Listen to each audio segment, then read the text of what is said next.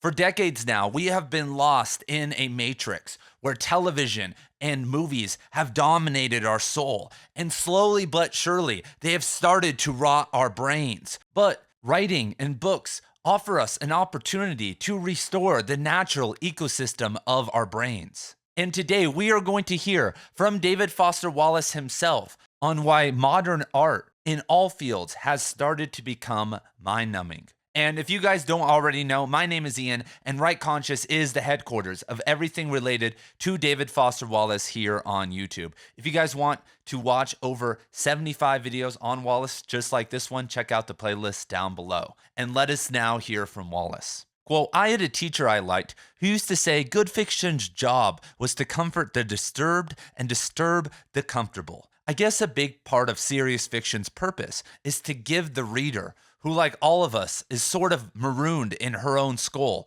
to give her imaginative access to other selves. Since in an ineluctable part of being a human self is suffering, part of what we humans come to art for is an experience of suffering, necessarily a vicarious experience, more like a sort of generalization of suffering. Does this make sense? We all suffer alone in the real world. True empathy's impossible. But if a piece of fiction can allow us imaginatively to identify with characters' pain, we might then also more easily conceive of others identifying with our own. This is nourishing, redemptive. We become less alone inside. It might just be that simple. But now realize that TV and popular film and most kinds of low art, which just means art whose primary aim is to make money, is lucrative precisely because it recognizes that audiences prefer 100% pleasure to the reality that tends to be 49% pleasure and 51% pain. Whereas serious art, which is not primarily about getting money out of you,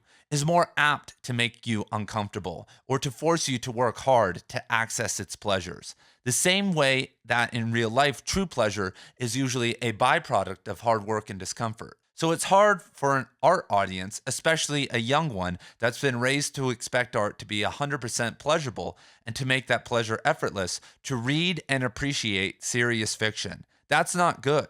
The problem is that today's readership is dumb. I don't think, just that the TV and the commercial arts cultures trained it to sort of be lazy and childish in its expectations. But it makes trying to engage today's reader both imaginatively and intellectually unprecedentedly hard. So the purpose of being a writer is to give readers access inside your characters' minds. And that's a beautiful thing because you can expose people all across the world who would hate you as a person, who could never admit that they secretly love getting inside a certain type of character's head, are pseudo forms of vicarious suffering because most of the time after that type of art, you aren't transformed. If I am going to do a hard workout, I want to see, better performance or aesthetics in my life. But for the past 7 years, I have been a high school English teacher, and I have seen year by year, and teachers who have been teaching for decades now say the same thing. There has been a decline in the ability to empathize because if you get 200 kids who already don't want to be in school and don't have the best relationship with reading, and you can get them to connect with characters and with stories, it's magical. Everyone gets behind it.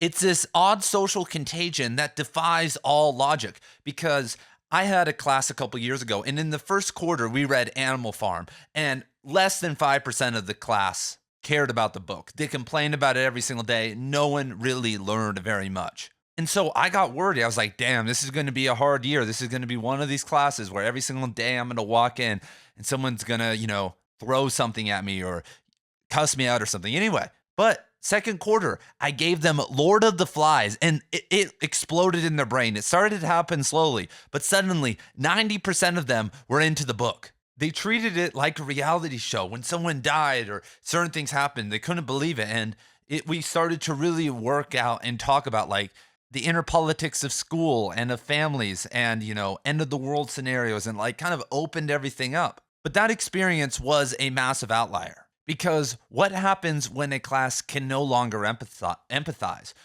Can kids who've had a tablet stuck in their face and been neglected by their parents abused by their parents, had their dopamine systems crushed. When did they learn empathy? If everything in their life was manufactured and perfect and all their pain was alleviated with medicine or whatever else, and everyone lives forever now, so, the grandparents, there's not too much death happening. Does it just click or is it taught? Is it learned? I think for some people it clicks. I think that can happen. But for most people, you have to be shown the way of empathy. And that's more important than non-readers could ever imagine because, for instance, when I get into Hal Incandenza's head in Wallace's Infinite Jest, I start to feel how communication issues and anxiety and pressure and family trauma affect you. But then affect you, excuse me. Then I look at my own communication, my own strengths and weaknesses, and the journey that I've been on with writing and speaking, and even in interpersonal relationships, and how have drugs and how my mom treated me or some of these things affected me. And if I am going to answer that question, I need to strip my ego and align with the objective message that the synergy between my own trauma and another character's trauma has. And this is one of the reasons why readers never reach the highest powers of government, because eventually you lose that cutthroat mentality. After you have gotten inside and experienced 10,000 people's minds, can you still be a tyrant? And that's why consuming media that has real suffering in it is so important, because algorithms now are throwing us into these zones of 100% pleasure. And what's scary is that it has transcended even just being entertained or getting certain content. It is now changing who we are, because in the TikTok world, Gen Z and the younger generations, you become the talk. You start to follow the aesthetic, read the same books, talk the same way, connect with these characters in short form videos, and you want to look like them. You build your aesthetic and your identity with them. And that's the most pleasurable thing to do, because you are a part of a group. You feel a part of a community. But why are these younger generations less healthy, less intelligent, and less happy than the ones previous? Well, it's because they're being manipulated and controlled. These algorithms work. Netflix, for instance, predicts, creates, and reaffirms the visions that they put in their major shows, but it influences certain populations who are massively affected by it. For instance, there is a Netflix show called Bridgerton. Sorry to bring this one up. And in COVID, I watched the first season with my wife. I watched a ton of shows, and she's like, "You've shown me Twin Peaks and every show on HBO. I want to watch something I don't want to watch." I was like, "Okay, let's do it." And what the main thing I noticed was that lots of bright colors looked like Bluey for adults. You probably don't even know what Bluey is. Anyway, super high definition, addicting colors. And it's set, I think, in 19th century Britain. And it's about romances, at the uppermost classes. But there was little to no suffering. There were super happy endings. Small problems, but everybody overcame their obstacles. I felt no suffering the entire show. But it was so easy to watch because of that. But Netflix predicted, with all their different characters, what people wanted, so they could capture almost all women. That's why it's one of the most popular show, is because people love it. And so they captured the character archetypes that these people will empathize with. So then the viewer creates a relationship with these characters and how they relate to them, because there are different levels of empathy, and connecting to people being happy and having a good time and finding love and these sort of beautiful things is much easier than even something simple like Tony Soprano's mixed morals and behaviors toward his wife, but then against all these people in the mob. That's super simple, but just a little bit more complicated and dark, which makes it slightly harder to empathize with. Because to empathize with Tony Soprano is to empathize with the hypocrite in your own soul. You want to take the shortcuts and be the man and only have emotions when it's convenient for you, and then push away, sometimes through force, anything that wants to connect with you when you don't. And so now when Netflix has created this connection, they reaffirm it for the rest of the show's entirety by making positive events happen to the characters. You think, wow, I really am like this person. Look at them. They are living this happy and perfect life. And they talk like me, make jokes like me. And oh my God, that person over there is like my friend Gene. There's a feminist, an autistic girl, a fat girl, then the really beautiful one. Like, oh wait, that's like any normal group in America that are friends. And let me just say, you guys, it's not the end of the world if you consume content that is 100% pleasurable. It's fun. And one of my most annoying my pet peeve with people in the literature and knowledge community is when they are too harsh with people who, one, are just trying to have a good time, or two, don't always want to turn the brain on, because it seems like this kind of male thing that we want to always be analyzing and on and critiquing things and ranking and comparing them. And so guys get like, that wasn't very good. The characters, like, oh, the last season of Game of Thrones, oh my God. And there is a time and place with that with friends, but I've seen people who do that across the board, and they're like, I'm just being honest. And it's like, yeah, that's why you're like that, man. There is a politeness to allowing everyone to go into those zones of fantasy, and that's cool. And you don't want to be the asshole who breaks that down. And for some people, they work all day, take care of the kids, do these things, and they have a couple shows that they like that make them feel better. And so when you come in with, as the bearer of bad news, telling them that they're all wrong and a bunch of idiots, they're not going to really, that's not the way in. One of the best ways in, I've found actually, is showing people movies. Like, for instance, No Country for Old Men. I've shown a lot of people that movie. Then I say, hey, you want to read the book? Like, it's like way better. Like, we get into much more detail. And Wallace also says a great line here. And it's the second sentence, we're starting right here. But if a piece of fiction can allow us imaginatively to identify with characters' pain, we might then also more easily conceive of others identifying with our own. And that's really sad, you guys, that we all think that we have these private pains. I have multiple friends out there who want a divorce, who are in unhappy marriages, who feel like they have screwed everything up, and they have all these complicated problems and they can't tell anyone. They confide in me and maybe some of our other close friends, and it's like hush hush secrets, like, I hate Jeannie, like, oh my God, I feel like I've ruined my life, and they're depressed and like all this stuff. And sometimes I don't see these people or talk to them for a while. We're just living our life, and I'll talk to them 9 months later, and it's like they're doing way worse. And I know that they're mostly alone, that, maybe I'm not the best friend at times and don't give them the support they need, and I know maybe they don't have it. And so guys like that, people like that, including myself with my own pain, we want to know that other people understand that secret pain, that there is a voice for it. And even if it's not the same exact hit, if they can accept that, if people can empathize, or if I can empathize with this character who's crazier or weirder than me, then people out there will be on my team in secret. And that's what's hard, when you move into the fake zone of pleasure and act like everything's okay, you don't get to wage the inner battles in your mind. How long does it take for a woman to dump that abusive boyfriend, at least the ones that are successful? How much energy and strength and like pebbles does she need to place on the scale before she finally tips it and, has that power? And that starts with stories. That starts with feeling and listening to others and people empathizing with you, or you just empathizing with yourself and thinking of a higher self. Because if you've always had a shitty life, then it's really hard to pull yourself out of situations like that because you have nothing to compare it to. But if you've had a good life and you end up in an abusive relationship, you can keep thinking like, okay, I'm better than this. I wasn't raised like this. And eventually those affirmations could work. Sometimes they don't. And that's really sad. But we haven't talked about the biggest thing here, which is monetization.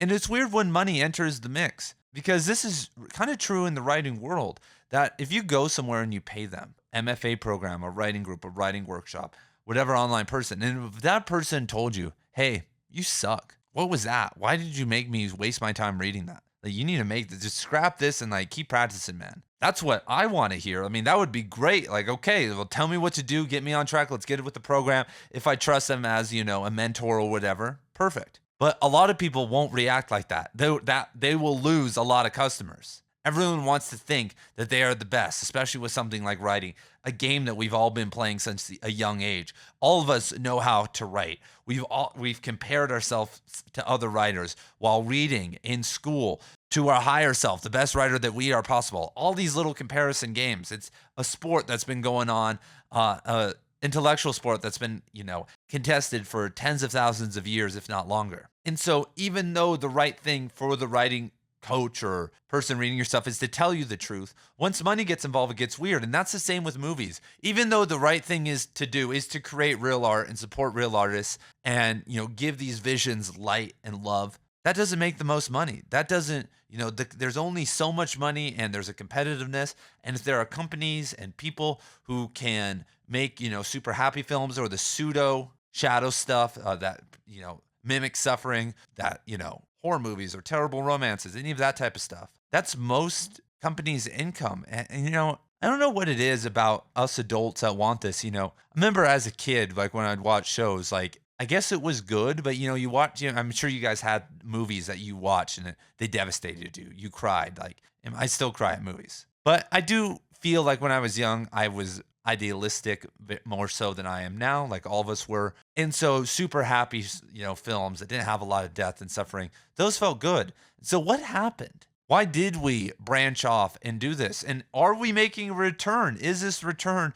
to shows that don't make us feel bad good? This is something I question sometimes. I'm like, damn, like here I am inside these fucked up characters' heads, you guys. Like here I am making a course, 100+ hour course on Infinite Jest for the Infinite Jest course and Infinite Jest book club, which is happening right now. Link is down in the description below. But I'm working on that video right now. And I'm sitting here and I'm like, damn, like my job as it stands right now is to survey and talk about these people's lives that are terrible. Why do I love this though? Wouldn't life be easier if I just cut this all these people, all this wacky stuff out of my head and started to do something different? And then I think, no, like there's a bigger purpose, like yada, yada, yada.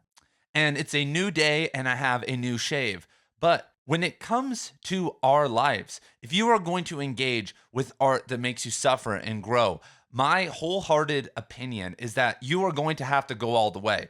Because if you start to open certain aspects of your consciousness and you stop, you maybe get involved in a bad relationship like one of my friends, then you are in a hell. Because I'm sure you've been there before. Maybe just growing up in your community or with your parents, you had these different ideas and a lifestyle you maybe wanted to live, but you were limited. And it felt like you were maybe going crazy. I know in one of my past relationships, I was totally restricted with so many different things I could do. But I had awakened to, I had read David Foster Wallace and Cormac McCarthy and spent years living alone and having a daily meditation practice. And I was like, oh my God, this sucks so bad. But if I was another Joe Schmo, I would probably accept it and be happy. Like, oh my God, I have this hot girlfriend who would do whatever I want if I just follow these kind of general rules. If I stay within the box, I will have the dream relationship for the NPC man. But I couldn't do it. And so there are only three choices. If you've not started this journey into growth and reading and spirituality or whatever, then heed this advice that once you get going, if you stop, you are going to be more miserable and in more pain than you could ever imagine. And I sadly think that today's entertainment era is trying to mediate that, because there is, of course, that group of NPCs that have never really started a growth-oriented lifestyle. So these types of shows or the algorithm and short-form content, that appeals to them. But the people in the middle who are suffering daily, who maybe, took an acid trip when they were younger. Like, I know a guy who did a bunch of psychedelics in high school, and he met a woman, and she was a Christian, but she didn't care about him being like his own thing. But then they had kids. And now her expectation is that he needs to be this Christian man. And they're like Southern Baptists or something, like it's pretty hardcore. And when he talks to me, someone he's known for over 16 years now, he puts on the Christian front about Christ. I'm like, dude, I know you don't believe that.